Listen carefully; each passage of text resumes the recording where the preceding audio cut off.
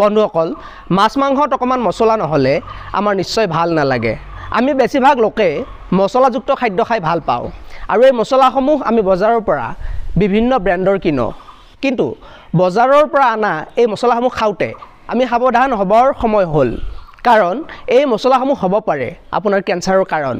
যোৱা মাহত ছিংগাপুৰ আৰু হংকঙে দাবী কৰিছে যে তেওঁলোকে AMDH আৰু এভাৰেষ্টৰ কিছুমান মছলাত কেঞ্চাৰৰ কাৰক বিচাৰি পাইছে যোৱা মাহৰ 5 এপ্ৰিল 2024 ইংৰাজী তাৰিখে হংকঙৰ চেণ্টাৰ অফ ফুড সেফটি নামৰ অৰ্গেনাইজেশ্যন এটাই দাবী কৰিছে যে তেওঁলোকে MDHৰ কিছুমান মছলাত এথিলিন অক্সাইড নামৰ এবিড কেমিকেলৰ উপস্থিতি হিচাপতকৈ বেছিকৈ পাইছে আৰু এই এথিলিন অক্সাইড নামৰ কেমিকেলবিধে আমাৰ দেহত কেঞ্চাৰৰ সৃষ্টি কৰিব পাৰে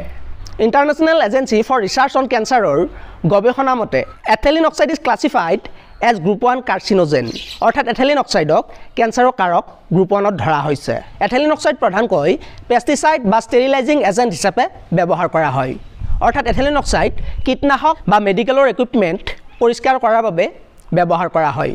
আৰু এই এথিলিন অক্সাইড যদি আমি কনজিউম কৰো বা খাও তেনেহলে ই আমাৰ ডিএনএত বিসংগতিৰ সৃষ্টি কৰে আৰু ডিএনএত বিসংগতি সৃষ্টি কৰাৰ ফলত আমাৰ দেহত নানা ধৰণৰ কেঞ্চাৰ হ'ব পাৰে যেনে leukaemia lymphoma stomach cancer breast cancer আদি হংকঙৰ চেণ্টাৰ অফ ফুড সেফটি নামৰ এজেন্সিটোৱে MDHৰ তিনিবিধ মছলাত এথিলিন অক্সাইডৰ উপস্থিতি পোৱা বুলি কৈছিল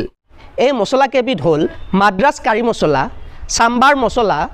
আৰু কাৰি পাউডাৰ ইয়াৰ লগতে ছিংগাপুৰৰ ফুড এজেন্সি নামৰ অৰ্গেনাইজেশ্যনটোৱে এভাৰেষ্টৰ ফিছ কাৰি মছলাত এথিলিন অক্সাইডৰ উপস্থিতি ধৰা পৰা বুলি কৈছিল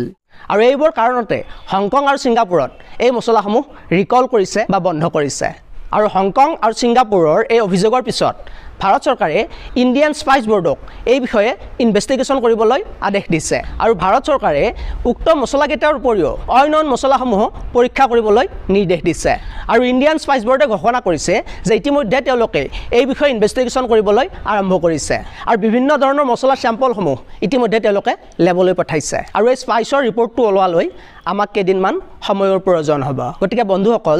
যেতিয়ালৈ ৰিপৰ্ট সম্পূৰ্ণ নোলায় তেতিয়ালৈ আপোনালোকে বিভিন্ন ধৰণৰ ব্ৰ্যান্ডৰ মছলাসমূহ বজাৰৰ পৰা কিনি নোখোৱাই ভাল আপোনালোকে ঘৰত খুন্দা মছলা ব্যৱহাৰ কৰাটো উত্তম